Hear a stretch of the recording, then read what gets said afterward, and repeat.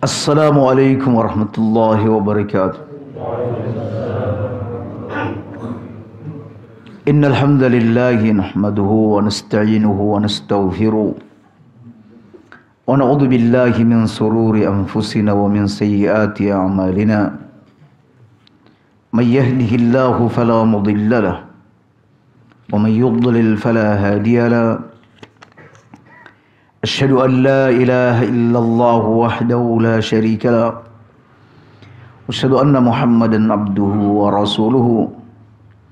قال الله تعالى يا أيها الذين آمنوا اتقوا الله حق تقاته ولا تموتن إلا وأنتم مسلمون. أما بعد فإن أصدق الحديث كتاب الله وخير الهدي هدي محمد صلى الله عليه وسلم وشر الأمور محدثاتها وكل محدثة بدعة وكل بدعة ضلالة وكل ضلالة في النار. الحمد لله على نعمته تتم الصالحات. Kembali kita berjumpa untuk sama-sama mendengarkan hadis-hadis Nabi SAW agar mendapatkan faedah darinya, lalu kemudian kita berupaya mengamalkannya dalam kehidupan kita. Masih pembahasan tentang orang sakit. Bab 235. Babun du'aul aidi lil marid bis syifa. Bab doa kesembuhan oleh pembesuk kepada orang sakit. Doa kesembuhan pembesuk kepada orang yang sakit. An Humaid bin Abdurrahman qala haddatsani thalathatun min bani Sa'din, telah menceritakan kepadaku 3 orang putra-putra dari Sa'ad, yakni Sa'ad bin Abi Waqqas. Mereka adalah Amir, Mus'ab dan Muhammad. Kulluhum yuhaddisu an abih. Mereka semua bercerita dari ayahnya. Anna Rasulullah sallallahu alaihi wasallam dakhala ala Sa'din ya'uduhu bi Makkah. Nabi pernah membesuk Sa'ad bin Abi Waqqas yang kala itu beliau jatuh sakit di Makkah. Sa'ad bin Abi Waqqas adalah salah seorang sahabat yang mulia. Beliau berhijrah meninggalkan Mekah ke Madinah bersama-sama Nabi SAW dan sahabat-sahabat lainnya. Di peristiwa yang kita bahas ini, bahwa saat ketiga berhaji, yaitu di tahun Haji Wada, beliau jatuh sakit. Ya, setelah proses ibadah haji selesai, Sa'ad bin Abi Waqqas jatuh sakit. Fabaka, beliau pun menangis. Ya, beliau menangis. Faqala ma yubkik, apa yang membuatmu menangis wahai Sa'ad? Pertanyaan ini datang dari Nabi SAW. Qala khashitu an amuta bil ardi allati hajartu minha kama mata Sa'adin. Aku khawatir ya Rasulullah, jika aku mati di negeri yang aku sudah berhijrah darinya. Aku wafat di kota Mekah ini, kota yang aku sudah meninggalkannya. sebagaimana wafatnya Sa'ad. Ya, sebagaimana wafatnya Sa'ad. Sa'ad di sini adalah Sa'ad bin Khawlah. Yang berbicara adalah Sa'ad bin Abi Waqqas, dan ia menceritakan tentang Sa'ad bin Khawlah. Sa'ad bin Khawlah ini kaum muslimin juga sahabat Nabi yang berhijrah meninggalkan Mekah, dan ketika datang ke Mekah untuk keperluan umroh atau keperluan haji, atau saat peristiwa penaklukan Mekah, ya, beliau meninggal dunia di Mekah, ya, bukan di Madinah, dan dikuburkan di kota Mekah. Kematian Sa'ad bin Khawlah di Mekah ini oleh Nabi SAW dianggap sebagai kesedihan yang mendalam. Bahkan Nabi amat berduka cita dengan itu, sampai Nabi SAW bersabda, Allahumma amdi li ashabi hijratahum. Ya Allah, aku minta kepadamu agar hijrahnya para sahabatku itu terus berlangsung. Yakni mereka tetap berada di kota Mekah. Lakin al-ba'isu Sa'ad bin Khawlah, tetapi alangkah kasihannya Sa'ad bin Khawlah, dia meninggalnya di Mekah. Nah, Sa'ad bin Abi Waqqas khawatir mengalami seperti yang dialami oleh Sa'ad bin Khawlah. Kenapa demikian, kaum muslimin? Karena para sahabat ini ingin mendapatkan pahala sempurna daripada hijrah, dan juga karena kecintaan mereka untuk selalu bersama dengan Nabi SAW. Ingin berjuang bersama Nabi, berperang bersama Nabi, berdakwah bersama Nabi, bisa melihat wajah Nabi setiap saatnya, bisa mendengarkan wejangan-wejangan Nabi SAW, bisa mendapatkan ilmu, ya, berita-berita dari langit, ya. Jadi itulah yang membuat para sahabat selalu bertekad agar mereka bisa menyempurnakan hijrah mereka ini. Mereka tetap ada di Madinah dan meninggal di sana. Ya, baik.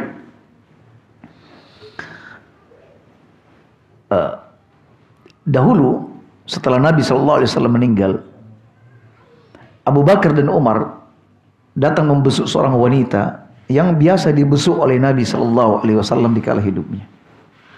Sesampai di rumah wanita ini,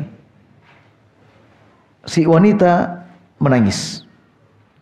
Lalu Abu Bakar dan Umar menghibur sang wanita dan berkata, sesungguhnya apa yang ada di sisi Allah itu lebih baik bagi Nabi SAW. Kata sang ibu, saya menangis bukan karena itu. Saya tahu bahwa apa yang ada di sisi Allah itu lebih baik bagi Nabi. Tetapi yang aku tangisi adalah karena sudah putusnya berita-berita dari langit yang turun kepada Rasulullah dengan meninggalnya Rasulullah SAW. Ketika mendengar itu, Abu Bakar dan Umar akhirnya pada nangis juga. Ya, nangis. Ya, karena bagi mereka adalah sebuah kerugian besar ketika berita-berita dari langit yang mereka biasa nikmati hilang, terputus. Nah, seperti itu kaum muslimin. Jadi itulah yang motivasi Sa'ad bin Abi Waqqas untuk selalu bisa kembali setelah selesainya urusan ibadah haji. Ternyata beliau sakit di Mekah. Mendengar alasan Sa'ad bin Abi Waqqas menangis seperti itu, Nabi pun mendoakan. Beliau berdoa, Allahumma shfi Sa'adan, Allahumma shfi Sa'adan, Allahumma shfi Sa'adan. Ya Allah, sembuhkan penyakitnya Sa'ad, sembuhkan penyakitnya Sa'ad, dan sembuhkan penyakitnya Sa'ad. Nabi hanya mencukupi doanya seperti itu. Ya, ini bagi antum, ya, bagi antum yang datang menjenguk orang sakit, ini bekal bagi antum. Kadang disuruh berdoa bingung, mas nggak bisa sampai naik.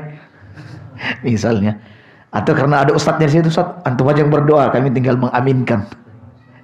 Padahal untuk urusan seperti ini kaum muslimin, doa untuk orang sakit, ya memang ada panjangnya, ada doa-doa yang panjang, ada juga doa yang ringkasnya. Kalau antum tidak menghafal doa panjangnya, semisal Allahumma inni as'allallahu al-azim wa al-arsal azim yashfi isfian tasyafi la shifa illa, itu kan panjang. Ya. Tetapi tidak hafalnya antum doa-doa yang panjang tersebut tidak menghalangi antum untuk mendoakan si sakit dengan doa-doa yang pendek yang datang dari Nabi sallallahu alaihi wasallam. Lihat, di sini doa Nabi ringkas. Beliau hanya membaca Allahumma shfi Sa'dan. Ya Allah, sembuhkan si Sa'ad. Dan Nabi mengulanginya berapa kali? 3 kali.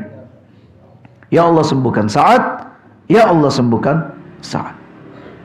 Atau kalau bahasa kita bisa juga, semoga Allah segera memberikan kesembuhan, semoga lekas sembuh. Nah, itu ringkasnya. Dan itu sudah cukup, kaum muslimin. Sudah cukup. Faqala li malun katsirun. Setelah dapat doa, mulailah Sa'ad mengadu kepada Nabi sallallahu alaihi wasallam. Ia berkata, li malun katsirun. Ya Rasulullah, aku ini memiliki harta yang banyak. Dalil bahwa tidak mengapa harta yang banyak di tangan orang-orang yang soleh. Karena sebaik-baik harta itu ada di tangan orang-orang soleh. Dan banyaknya harta yang dimiliki seseorang ini tidak mengeluarkan dia dari sifat zuhud. Ya. Tidak mengeluarkan dia dari sifat zuhudnya. Ya. Jadi orang itu bisa tetap zuhud, sementara ada harta di tangan dia sampai miliaran jumlahnya. Ya. Karena zuhud itu kaum muslimin adalah upaya yang dilakukan seorang hamba dalam kehidupan dunia ini dengan menjalankan aturan-aturan Allah dan berupaya menghindari hal-hal yang subhat. Nah, itu orang-orang zuhud. Makanya ada seorang berkata kepada seorang guru, wahai guru, tuliskan kepada kami kitab tentang zuhud. Kemudian kata sang guru, bukankah aku sudah menulis kitab tentang fikih jual beli? Ya. Bukankah aku sudah menulis tentang fikih jual beli? Pelajarilah. Karena itu juga adalah bagian daripada kezuhudan. Orang ketika bertransaksi dengan baik, ya, bertransaksi dengan cara benar, tahu mana yang halal, mana tahu yang haram, mana bisnis yang tidak diperbolehkan, mana bisnis yang diperbolehkan. Ya, ketika dia berjalan di atas aturan-aturan syariat, maka dia sudah dikatakan sebagai orang yang zuhud. Dan Sa'ad bin Abi Waqqas ini termasuk orang yang dijamin masuk ke dalam surga. Baik, aku memiliki harta yang banyak. Yarisuni ibnati. Aku hanya diwarisi oleh seorang putriku. Ya, jadi ketika itu beliau belum punya anak lain kecuali seorang putri saja.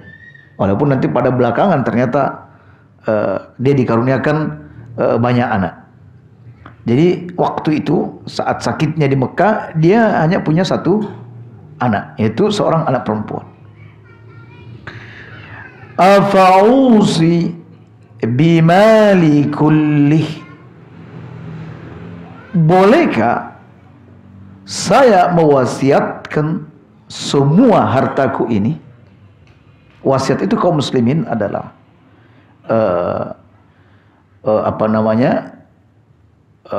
satu pernyataan dari seorang yang memiliki harta yang akan diserah terimakan, ya, atau dipindah tangankan setelah dia meninggal dunia. Itu wasiat.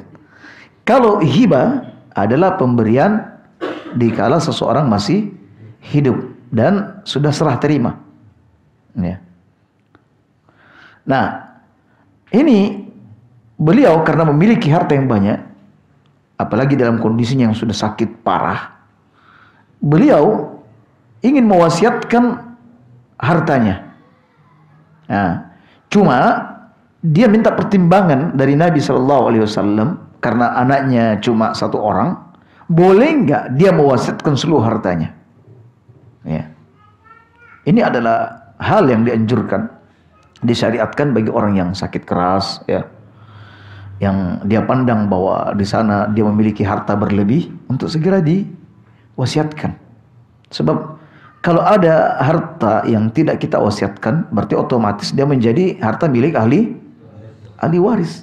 Dan kita tidak tahu tentang harta yang kita miliki ini apa benar-benar termanfaatkan dengan jalan yang baik, atau justru malah digunakan untuk jalan-jalan kemaksiatan atau yang lainnya. Ya, atau mereka sama sekali tidak peduli untuk bersedekah atas nama orang tuanya. Oleh karena itu, di sini dalam kondisi Anda sakit parah dan Anda tahu bahwa Anda memiliki harta, coba wasiatkan. Coba berwasiat bahwa harta ini nanti untuk pembangunan Masjid Al-Furqan, untuk teras atau untuk halamannya atau untuk apa. Coba wasiatkan seperti itu. Ya. Kata Nabi, la, gak boleh mewasiatkan seluruh harta. Masalahnya dia punya anak, punya istri. Qala wa bitsulusain, bagaimana kalau 2/3 dari harta saya? Qala la, itu juga tidak boleh. Qala fan nisfu, bagaimana jika separuhnya? Kata Nabi, la, juga tidak boleh. Fathulus, bagaimana kalau 1/3 hartaku? Qala athulus, ya, 1/3 boleh. Wathulusu katsirun, tapi 1/3 itu sudah terlalu banyak. 1/3 itu sudah terlalu banyak. Ya, boleh, tapi itu terlalu banyak. Dan perlu engkau ketahui, wahai Sa'ad, inna sadaqataka min malika as-sadaqah. Kau bersedekah dengan hartamu, yaitu sedekah. Kau bersedekah kepada orang lain, yaitu sedekah. Tapi ada yang tidak boleh kau lupa. Wa nafaqatak ala iyalika sadaqah.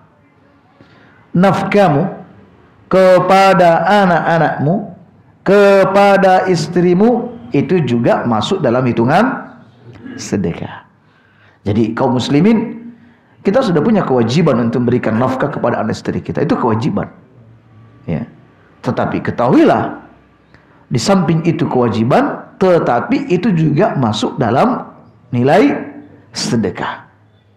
Ya, Masya Allah. Jadi disinilah para suami pekerja keras yang bertanggung jawab terhadap anak dan istrinya. Disinilah, di tempat inilah dia mendulang berbagai pahala yang Allah Subhanahu wa taala janjikan. Wa ma ta'kulu imra'atuk min ta'amik laka as-sadaqah. Apa yang dimakan oleh istrimu dari makanan yang engkau miliki, itu juga dihitung sedekah. Ya. Bahkan disebutkan dalam hadis bahwa apa yang engkau suapkan di mulut istrimu itu juga adalah sedekah. Nah, makanya kita bilang, bersyukurlah kalau istri kita tuh suka makan. Ya. Bersyukur, anak-anak juga suka makan. Alhamdulillah. Ya, karena semakin banyak makan yang mereka makan, berarti semakin banyak pahala yang kita dapatkan. Karena semua itu dihitung sebagai apa? Sedekah. Kata Nabi, apa yang dimakan oleh istrimu dari makanan yang engkau miliki, itu juga sedekah. Pulang kajian, beli martabak, beli apa di mana, di jalan, bawa pulang ke rumah, disambut anak istri, double-double pahalanya. Sudah dapat pahala pengajian, dapat pahala sedekah lagi kepada anak dan istri. Subhanallah, kaum muslimin. Ya. Wa innaka, dan ingat, ya, ingat, in tada'u ahlaka bi khairin, engkau meninggalkan keluargamu dengan khairin, ya, dalam keadaan baik. Ya, artinya di sini khair di sini harta benda. Ya. Engkau meninggalkan keluargamu dengan memiliki harta benda. Au qala bi'aisin, atau Nabi bersabda memberi mereka bekal hidup yang cukup. Khairun, itu jauh lebih baik, min an tad'ahum yatakaffafuna an-nas wa qala biyadihi. Itu lebih baik daripada ia meminta-minta kepada orang lain. Dan beliau bersabda sambil mempraktekkan dengan gerakan tangannya. Jadi beliau berkata, engkau tinggalkan generasimu, cucu-cucumu dalam kondisi yang cukup, itu jauh lebih baik daripada dia minta-minta kepada manusia. Nah, seperti itu kaum muslimin. Jadi bukanlah hal yang tercela jika seseorang misalnya menyimpan hartanya, menabung hartanya untuk dipersiapkan kepada anak-anaknya saat dia sudah meninggal dunia nanti, biar anak-anaknya ketika nanti hidup dia tidak mudah untuk meminta-minta kepada orang lain. Kecuali kalau antum sudah membekali anak antum dengan ilmu yang banyak, ya, keyakinan yang mantap tentang tentang takdir, tentang rezeki, maka amanlah antum. Walaupun antum meninggalkan harta yang sedikit, ya, maka anak-anak antum tidak akan menjerumuskan dirinya meminta-minta kepada manusia. Kenapa? Mental sudah bagus. Tapi kalau mental buruk, walaupun antum membekali harta yang banyak, tetap saja dia akan menjadi peminta-minta. Tetap kaum muslimin. Oleh karena itu, kenapa selalu kita katakan bahwa pendidikan agama itu penting, perlu, ya, menanamkan mental yang baik terhadap mereka, menanamkan bahwa segala sesuatu sudah ditakdirkan oleh Allah, menanamkan kepadanya untuk selalu menjaga aturan-aturan Allah. Karena siapa yang menjaga aturan-aturan Allah, maka kalau Allah juga akan menjaganya, ya. Nah, ketika itu semua tertanamkan kaum muslimin, ya, maka amanlah kita meninggalkan dunia ini. Tapi kalau mental mereka masih lemah, ya, mental mereka adalah mental pengemis, mental mereka adalah orang-orang yang tidak begitu mudah meyakini akan takdir, maka jangan pernah merasa aman dengan itu. Jika antum tidak bisa menanamkan hal itu kepada anak-anak antum, antum bisa titipkan kepada orang lain untuk diajarkan tentang bagaimana seharusnya dia berbuat di dalam dunia ini. Ya, seperti itu kaum muslimin. Ya, jadi itu pesan Nabi. Engkau meninggalkan putramu atau anak-anakmu dalam keadaan engkau meninggalkan harta atau kehidupan yang baik, itu adalah lebih baik daripada engkau membiarkan mereka meminta-minta kepada orang lain. Ya, baik kaum muslimin. Di sini kita mendapatkan, masya Allah, pelajaran yang berharga dari dialog Rasulullah Sallallahu Alaihi Wasallam dengan Sa'ad bin Abi Waqqas, bahwa pertama mendoakan anjuran untuk membesuk orang sakit, sebagaimana Nabi Sallallahu Alaihi Wasallam membesuk sahabatnya Sa'ad. Yang kedua, maka anjuran untuk mendoakan orang sakit, sebagaimana Nabi mendoakan Sa'ad, dan doanya tidak harus panjang-panjang, ya. Kemudian yang ketiga, anjuran untuk menjawab pertanyaan-pertanyaan yang dibutuhkan oleh si sakit demi untuk menyenangkan jiwa dan perasaannya. Dan bagi seorang ahli ilmu yang punya ilmu, ketika ditanya sesuatu maka dia mesti memberikan jawaban. Yang keempat, bahwa ketika kita bersemangat dalam kebaikan, maka hendaklah diperhatikan aturan-aturannya. Jangan saking semangatnya malah membinasakan dan mencampakkan kita pada kebinasaan, ya. Jangan terlalu semangat hampir akhirnya keluar dari batas yang ditetapkan oleh Allah dan Rasulnya. Saking semangatnya mau bersedekah, mau disedekahkan seluruhnya, padahal dia punya anak, ya. Nabi mengatakan tidak. Wasiat maksimal sepertiga. Ya, sepertiga. Ya, jadi semangat itu ada batas. Ya, ada batas. Ada sahabat yang tidak mau menikah selamanya. Ada sahabat yang mau berpuasa setiap hari. Ada sahabat yang akan menghabiskan malam-malamnya dengan salat tahajud saja. Tapi semua itu dilarang oleh Nabi Sallallahu Alaihi Wasallam. Ya. Jadi sekali lagi, semangat dalam melakukan kebaikan perlu diperhatikan batasannya. Ya, seperti pada kasus Sa'ad ini. Jadi dia ingin melakukan kebaikan, tetapi ada batas. Ya, ada batas yang sudah ditetapkan oleh syariat. Kemudian kita mendapatkan bagaimana kecintaan sahabat kepada Nabi. Kemudian bagaimana antusiasnya sahabat untuk selalu menemani Nabi sallallahu alaihi wasallam. Itu faedah yang bisa kita ambil dari sekian banyak faedah-faedah yang sebenarnya bisa kita petik dari hadis Sa'ad bin Abi Waqqas. Bab berikutnya, babun fadlu ayadatil maryad.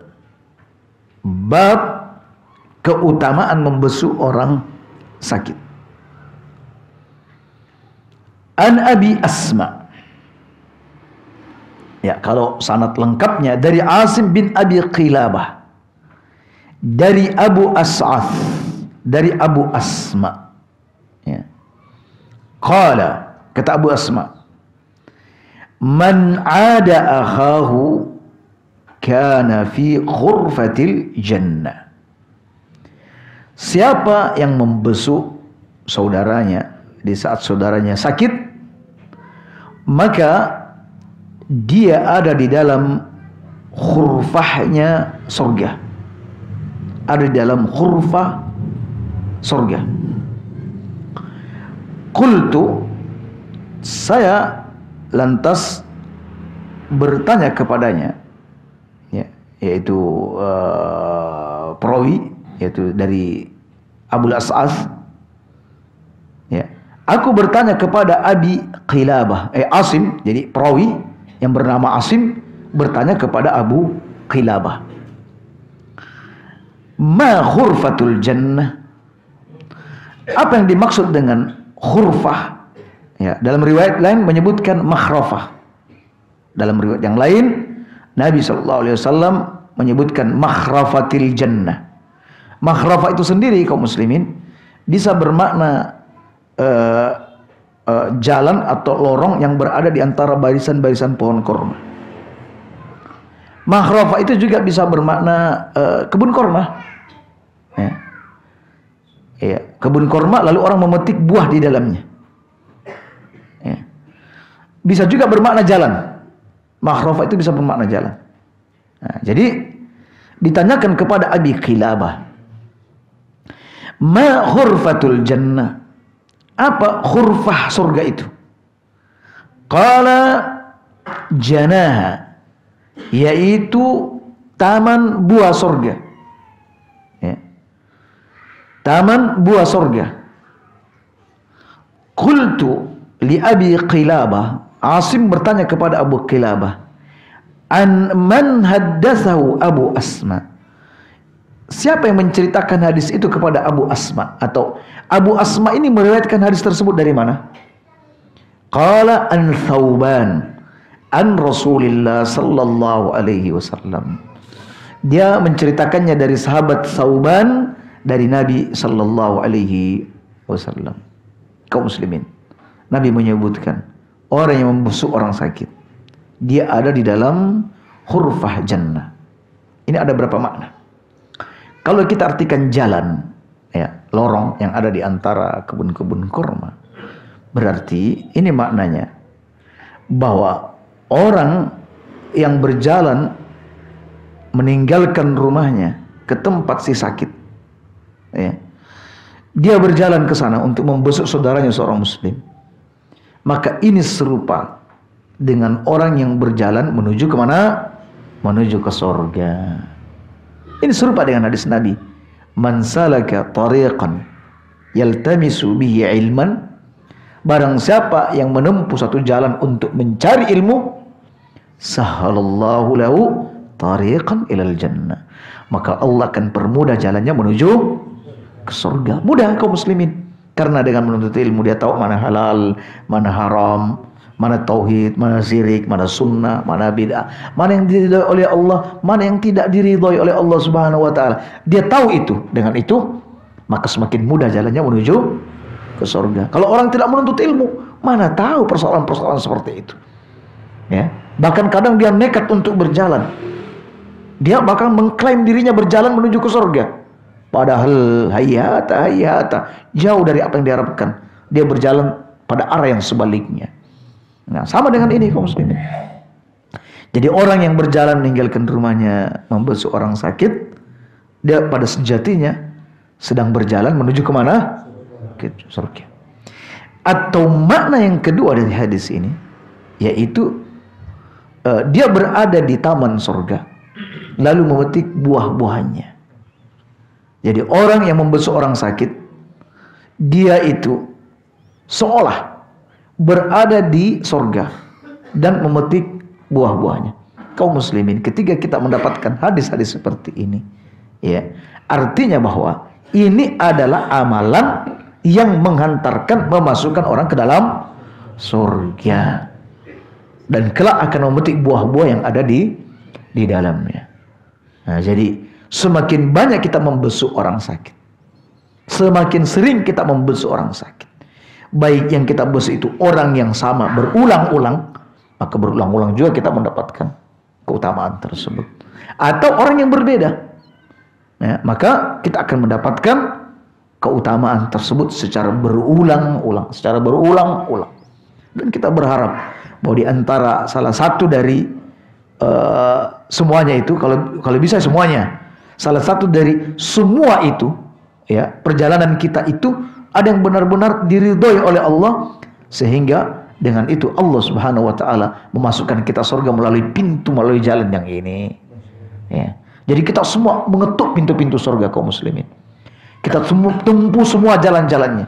Karena ada orang dipanggil melalui pintu puasa, ada orang dipanggil pintu sedekah, ada orang dipanggil melalui pintu jihad. Jadi surga ini memiliki banyak pintu-pintu.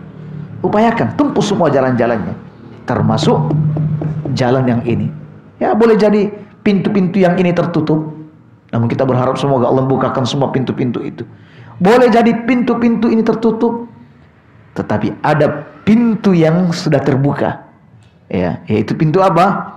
Karena punya kebiasaan suka membesuk orang sakit. Jadi jangan biarkan kaum muslimin ada orang sakit lalu kemudian kita tidak membesuknya.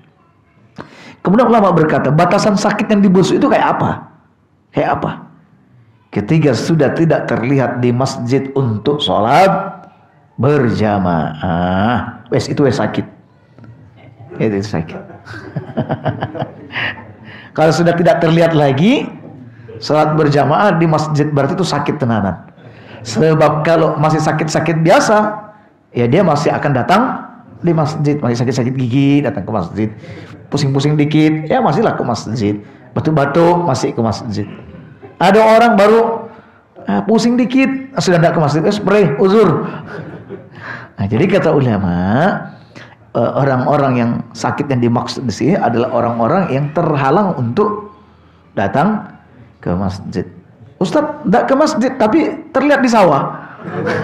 Oh, berarti masih sehat ya itu. Berarti dia masih sehat. Iya. Jadi standarnya itu melihat dia ke masjid atau tidak ke masjid.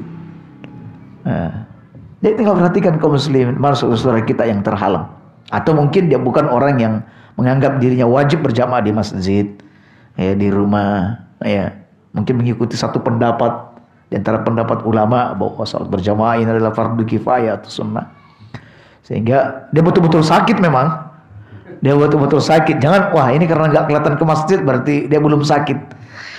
Ya, ya, jadi dia betul-betul sakit, maka besuklah dia. Ya, besuk kaum muslimin. Subhanallah, ini keutamaan yang Allah Subhanahu wa taala berikan kepada hambanya. Ya, sambutlah pemberian Allah Subhanahu wa taala kaum muslimin ini. Bahwa siapa yang besuk orang sakit, ada cuma dua makna di sini. Dia sedang berjalan menuju ke surga. Ya. Atau dia sedang berada di taman-taman surga dan memetik buah-buahnya. Alias bahwa Anda membesuk orang sakit, Allah sudah menjanjikan surga untuk Anda. Ya. Baik, dan berharap di antara salah satu dari upaya yang kita lakukan ini ada yang diterima oleh Allah. Kalau bisa seluruhnya, berharap salah satu di antaranya diterima oleh Allah Subhanahu wa taala. Baik. Berikutnya. Babun al-hadisu lil maridi wal a'id. Bisa al-hadis di sini kita artikan obrol. Obrol-obrolan orang sakit dengan orang sehat, si pengunjung. Atau al-hadis di sini adalah ya hadis orang sakit atau orang sakit menyampaikan hadis kepada pengunjung. Ya, mari kita lihat. Anil Humaid bin Ja'far qala akhbarani abi anna Aba Bakr bin Juz'in wa Muhammad bin Al-Munkadir fi nasim min ahli al-masjid adu Umar bin Al-Hakim atau Hakam bin Rafi' Al-Ansari, bahwa ayahku bercerita Abu Bakar bin Juz' dan Muhammad bin Munkadir bersama orang-orang dari Ahlul Masjid, mereka pergi bersama-sama membesuk Umar bin Hakam bin Rafi' Al-Ansari. Ya, jadi bareng-bareng. Ini menunjukkan bahwa membesuk orang sakit disyariatkan sendiri-sendiri ataupun bareng-bareng. Ya, sebagaimana Nabi kadang membesuk seorang diri, kadang juga membesuk bareng-bareng bersama sahabatnya. Ya, jadi boleh. Ya. Sesampai di sana, ya, sesampai di rumahnya Hakam, qalu ya Aba Hafsin, wahai Aba Hafs. Ya. Jadi Umar bin Hakam ini kunyanya adalah Abu Hafs. Ya Aba Hafsin, hadithna, sampaikan hadis kepada kami. Datang membesuk sekaligus minta hadis. Bagus. Ya boleh. Nah, inilah yang menjadi bab atau penguat dari pembahasan kita ini. Ya. Hadithna, sampaikan hadis kepada kami. Alias kalau disebut hadisna, sampaikan hadis plus sanadnya. Ya. Sanadnya, siapa yang menceritakan hadis itu? Qala sami'tu Jabir bin Abdullah qala, saya mendengar Jabir bin Abdullah berkata. Tentu di sini Umar bin Hakam sudah mulai memikir-mikirkan hadis apa yang cocok disampaikan kepada para pengunjung ini. Ya, hadis apa yang cocok? Karena setiap tempat ada pembicaraannya. Setiap pembicaraan ada tempatnya. Ya. Jangan pas acara walimah membahas tentang masalah kematian. Ya, enggak cocok. Pas acara kematian bahasnya tentang walimatul urs. Ya, enggak cocok.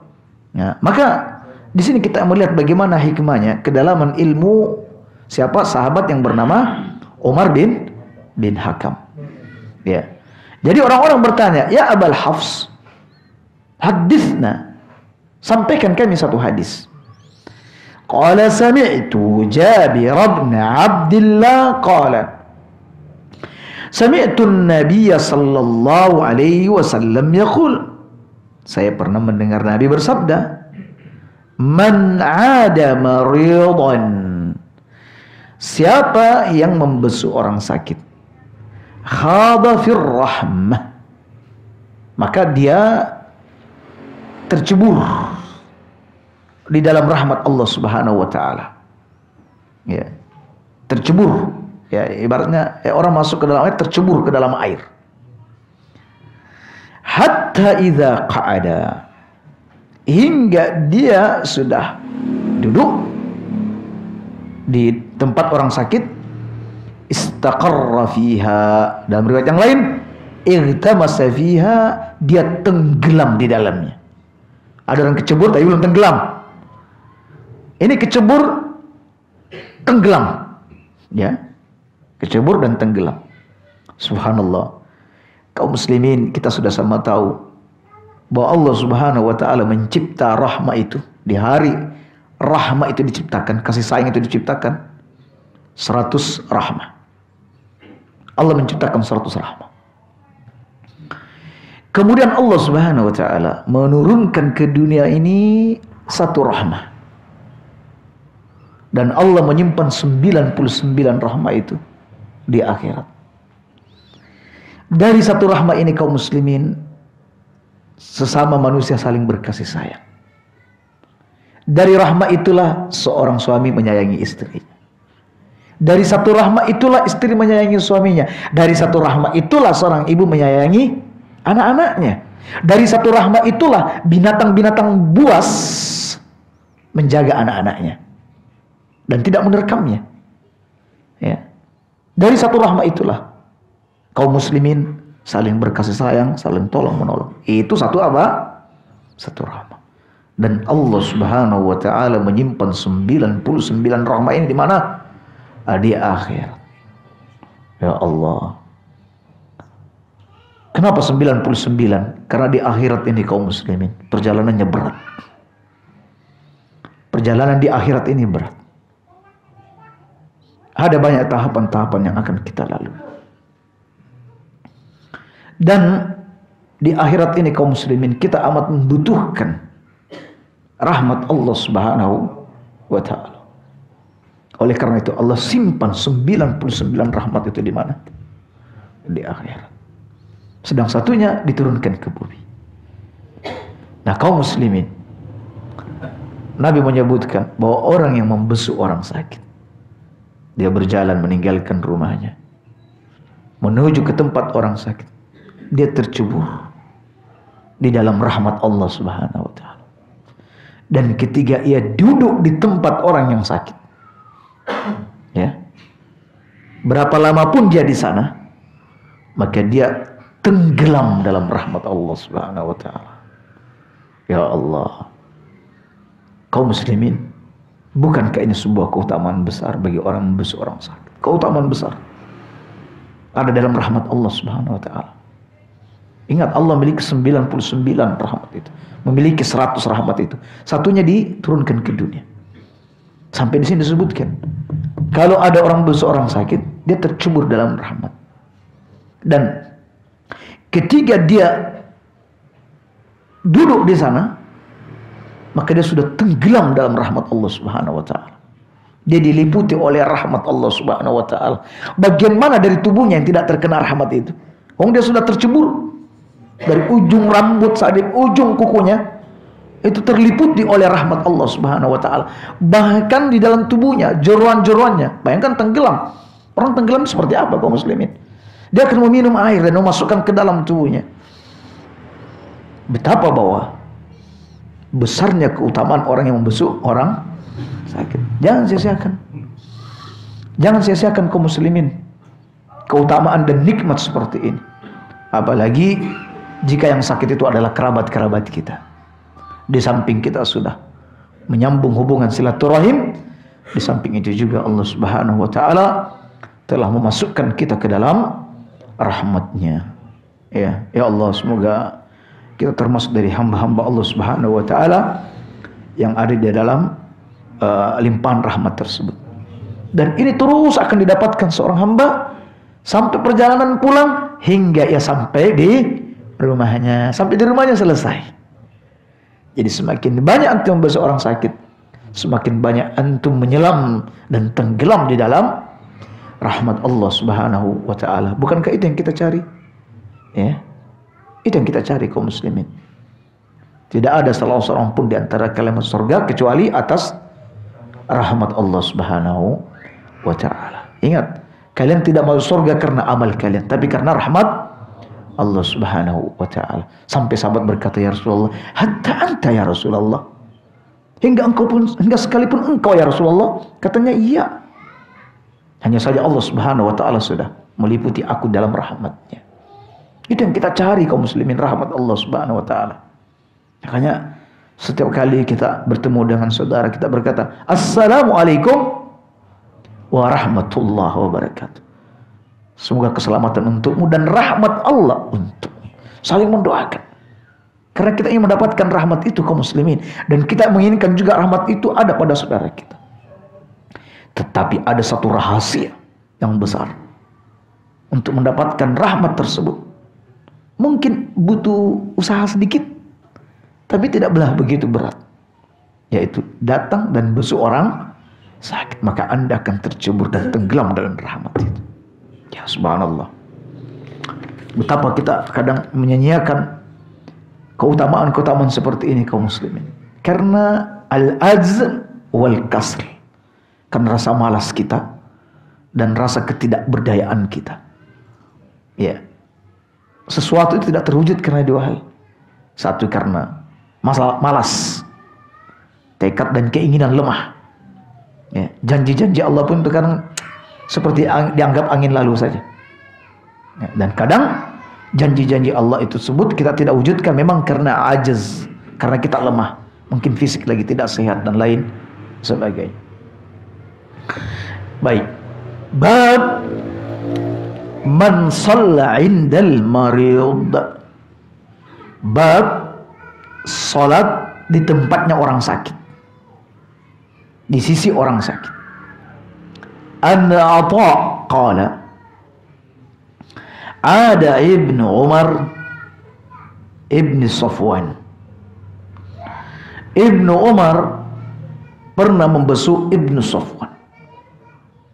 Fahadaratis shalah. Saat membesuk tersebut tiba masuk waktu salat. Fa shalla bihim Ibnu Umar raka'atin. Lalu Ibnu Umar pun salat di tempat tersebut, mengimami sahabat-sahabat rombongan-rombongannya dengan 2 rakaat. Ya. Juga sekaligus si sakit ikut berjamaah karena dia tidak bisa ke masjid. Ya. Salat di sana 2 rakaat. Wa qala inna safrun. Kami ini musafir. Jadi salat kami ini 2 rakaat karena kami musafir. Dan musafir kaum muslimin, musafir kalau masjid dekat dari rumah, ya sebaiknya tetap salat di rumah, ikut berjamaah di masjid. Kalau maksudnya masjid dekat dari rumah, maka ikutlah berjamaah dan ikut status imam. Alias kalau imam menyempurnakan, Anda menyempurnakan salat dan tidak mengkosornya. Tetapi kalau misalnya masjid jauh, Anda tidak harus memaksakan diri untuk pergi ke masjid. Anda bisa sholat di rumah bagi seorang musafir dan membuat jamaah bersama teman-teman seperjalanan, dan ringkaslah sholat itu. Lah tuan rumah bagaimana? Tuan rumah ketika sudah selesai sholat, assalamualaikum, assalamualaikum. Kami ini musafir, monggo disempurnakan sholatnya. Begitu, dan begitulah yang diperbuat Nabi ketika datang ke suatu kaum dan Nabi menjadi imam. Salam, Nabi setelah itu memberitahukan, sesungguhnya kami ini musafir, maka silakan dilanjutkan sholatnya. Ya, seperti itu. Ya. Dan semestinya aba-aba ini memang diberikan kepada orang ketika kita datang di suatu kampung, kemudian kita diangkat menjadi imam, atau kita singgah di masjid, masjid umum di pinggir jalan, lalu ada orang ikut berjamaah, kita beritahu, maaf ya, kami musafir, salat kami 2 rakaat. Mungkin lebih awal disampaikan, ya, karena pada umumnya kita kalau sudah salam assalamualaikum langsung ikut juga salam. Kalau Nabi masih sempat ngomong assalamualaikum, assalamualaikum, sahabat masih zikir, monggo disempurnakan salatnya karena kami ini musafir. Nah seperti itu. Nah kita ini dari awal, karena masyarakat kita ini kaum muslimin masih banyak yang belum mengerti masalah ini. Pas dia ikut salam, ikut sholat, kita salam, ikut juga salam, assalamualaikum. Sampai musafir mas, mboten, kami warga sini. Berarti dia ini. Ada juga yang kami lihat salam, dia salam bingung dia, loh kok begini, langsung sholat lagi sendiri. Itu sering terjadi. Ya, ikut salam. Ada kemungkinan dia mengulangi sholatnya. Pertama, dia menganggap bahwa tidak sah sholat berjamaah dengan orang yang berbeda niat dengan imamnya, sehingga dia butuh untuk mengulangi sholatnya. Seperti itu. Ya. Baik, jadi ya bisalah diumumkan dulu, sebagaimana Ibnu Umar juga sholat, ya mungkin kerabat-kerabat, anak istri-istri mereka juga ikut sholat. Ya, lalu ketika salam langsung beliau berkata, kami ini musafir, ya, salat kami ini musafir. Jadi ini aba-aba bagi mereka untuk terus melanjutkan salatnya. Intinya bahwa kaum muslimin, inilah amalan para salaf. Kalau sudah tiba waktu salat, ya langsung salat. Mereka tiba di satu tempat sudah masuk waktu sholat, ya langsung sholat, ya, langsung sholat. Baik. Yang terakhir, hadis yang terakhir. Babun ayadatul musyrik. Bab membesuk orang musyrik, yakni orang kafir. An Anasin anna ghulaman minal yahudi kana yakhdumu an-nabiyya sallallahu alaihi wasallam famarida. Bahwa ada seorang gulam, seorang anak pemuda dari Yahudi itu pernah menjadi pelayan Nabi sallallahu alaihi wasallam, lalu ia jatuh sakit. Jadi ada anak, ya, pemuda tanggung, dia menjadi pelayan Nabi. Ini menunjukkan bahwa boleh menjadikan orang kafir itu sebagai pekerja kita, selagi dia adalah orang kafir yang amanat. Ya. Jadi boleh. Ya. Walaupun di sana ada seorang muslim, kita bisa memilih mengangkat dia sebagai karyawan. Nah, bagaimana kalau kita menjadi karyawan orang kafir? Boleh-boleh saja, tetapi dengan syarat dia tidak melakukan intervensi terhadap aturan-aturan agama kita. Misal, tiba waktu sholat berjamaah, dia tidak boleh, nggak boleh sholat berjamaah. Tiba waktu sholat Jumat, nggak boleh sholat Jumat. Wanita tidak boleh pakai jilbab. Kalau seperti ini, tidak boleh. Tidak boleh menjadi pekerja di perusahaan-perusahaan mereka. Nah, baik. Pelayan Nabi ini jatuh sakit. Fa'atahu an-nabiy sallallahu alaihi wasallam ya'uduhu. Lalu Nabi pun datang untuk membesuknya. Dalil boleh membesuk orang-orang musyrik. Tapi tentu jika di sana ada maslahat yang hendak diraih. Apakah hendak diajak masuk Islam, atau memang kita sengaja ingin menunjukkan akan keindahan Islam. Bahwa ini, walaupun seorang muslim, saya datang untuk membesukmu. Ya. Seperti itu, dan memang harus ditunjukkan seperti itu. Dahulu ada seseorang bertetangga dengan Yahudi, ya, dia muslim, yang satunya ada di lantai atas. Kebetulan kamar mandinya bocor, ya, bocor dan selalu menetes ke rumah muslim yang ada di bawah, dan selalunya ditampung. Ya. Setiap pergi sholat subuh dibawanya, ya, dibawanya ember tersebut dibuang, begitu seterusnya, hingga kemudian muslim ini jatuh sakit. Maka dia mengundang tetangganya yang Yahudi untuk datang ke tempat. Maka orang Yahudi pun datang. Lalu dia berkata, "Mas, sebenarnya saya mau ngomongkannya nggak enak. Cuma saya ini khawatir didahului oleh ajal. Saya sudah meninggal, kemudian saya diteruskan, atau rumah ini diteruskan oleh ahli waris. Khawatir dia tidak sabar dengan itu." Lah, ada apa, Mas? Itu lantai sampean itu bocor, lantai kamar mandinya. Loh, sejak kapan? Oh, ya, sejak dulu, Mas. Selama, Mas. Ya Allah, kenapa engkau tidak memberitahukan aku? Khawatir saya menyakitimu dengan hal seperti ini. Ya. Saya khawatir dengan itu. Maka setelah dialog ini kaum muslimin mengetahui hakikat seperti ini, orang Yahudi ini jatuh hati dengan tetangganya tersebut. Mulai dia mempelajari tentang Islam, dan setelah itu akhirnya dia masuk Islam hanya gara-gara air comberan masuk Islam. Subhanallah. Ini akhlak yang mulia. Ya. Ketika ditunjukkan kepada orang lain, ini bisa bagian daripada dakwah kita. Ya. Bahkan kami juga pernah menceritakan ada seorang dia laundry, kerjanya laundry di sebuah universitas. Jadi tugas dia setiap kali mau mencuci baju-baju kotor, dia akan memisahkan mana yang kotor parah, mana yang ringan. Nah, termasuk dalaman-dalaman mahasiswi itu, diambu mana yang parah, mana enggak.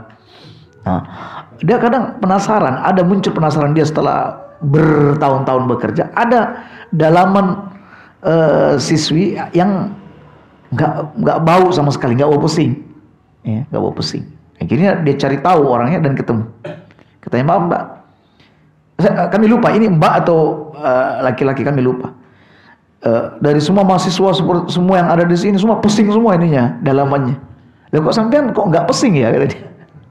Dia pun tersenyum dan berkata bahwa syariat kami mengajarkan untuk bersuci, alias kalau sudah buang air kecil nggak boleh langsung pakai celana, tetapi harus dibasuh dulu. Sampai seperti itu. Sampai semua gitu ajaran kalian. Tolong dong ajari Islam itu bagaimana. Diajari, akhirnya masuk Islam. Gara-gara apa? Gara-gara air kencing. Celana pusing. Ya subhanallah. Jadi kalau ada maslahat yang kita tuju kaum muslimin, boleh membesuk.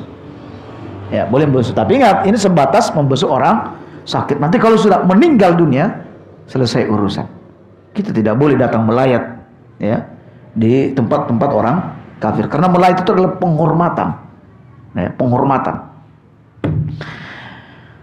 Faqa'ada 'inda ra'sih. Maka Nabi pun duduk di sisi kepalanya.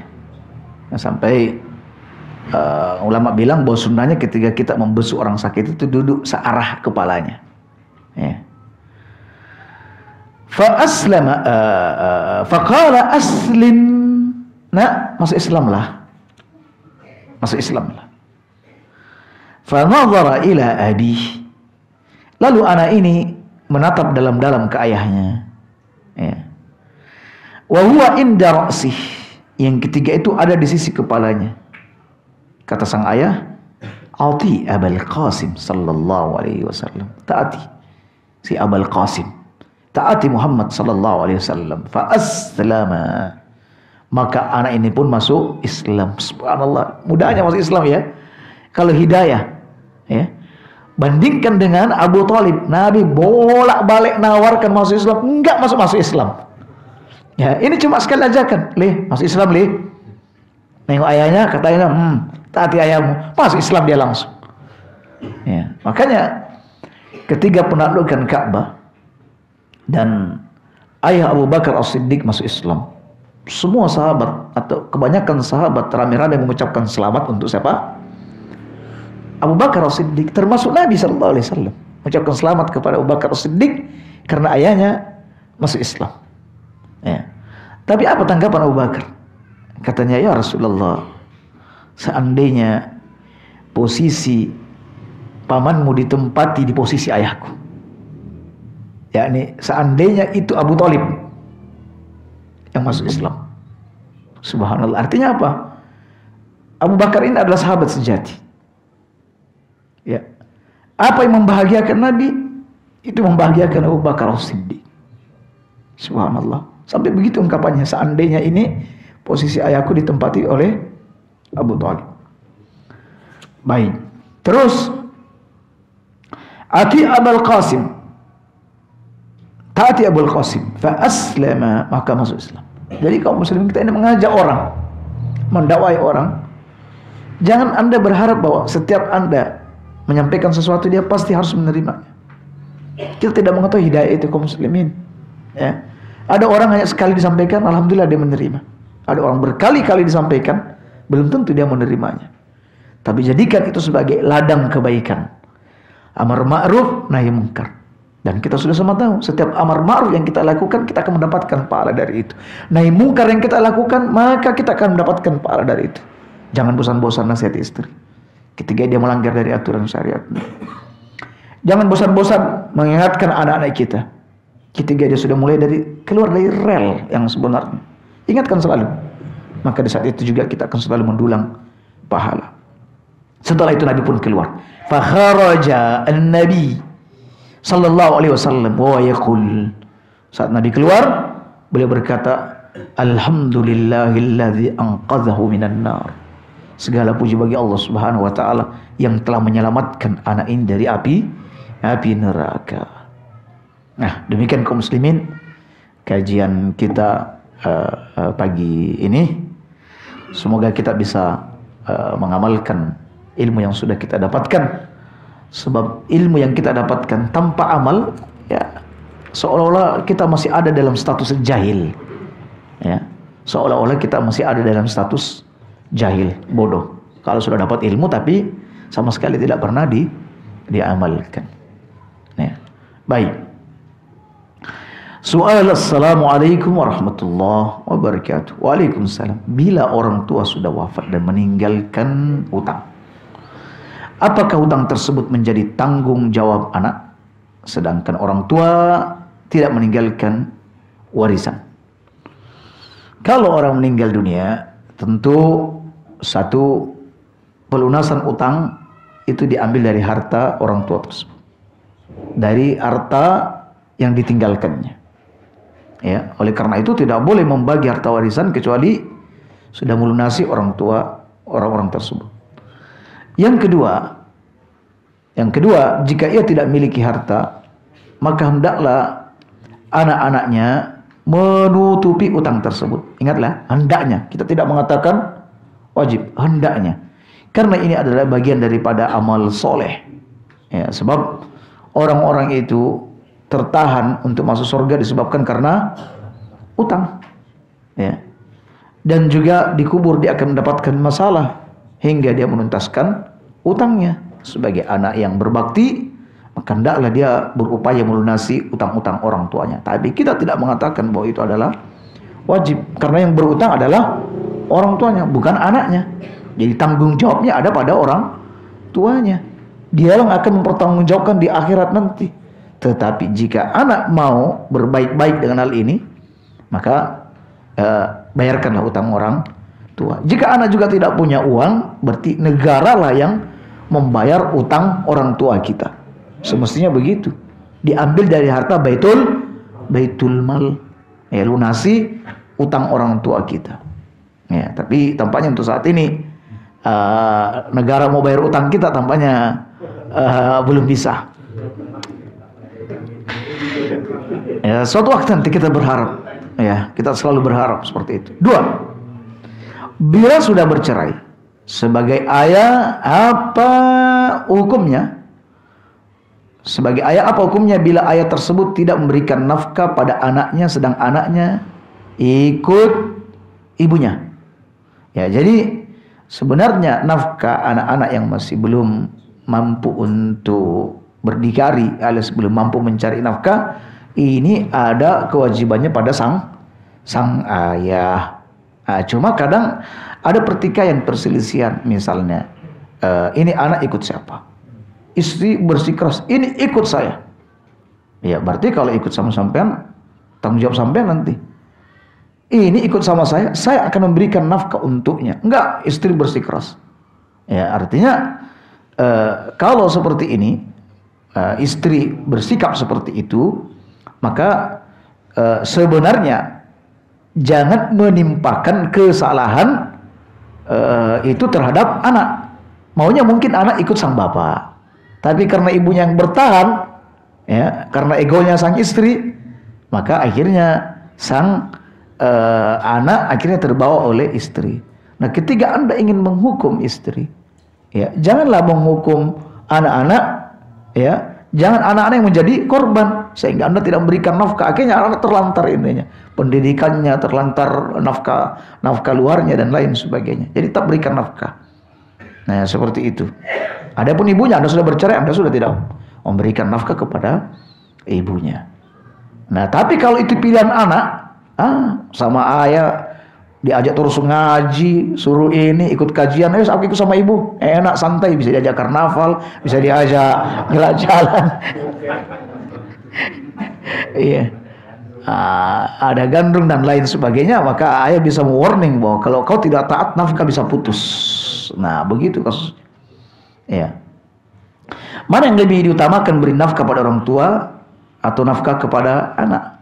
Ya, kaum muslimin, untuk masalah istri, berbakti kepada orang tua itu adalah hal yang wajib bagi seorang anak laki-laki.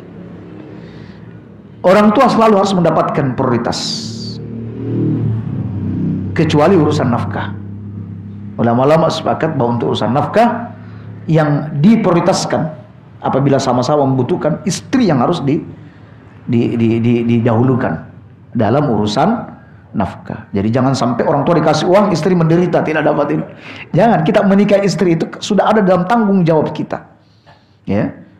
Sampai disebutkan di dalam asar, berikan aku nafkah atau ceraikan aku.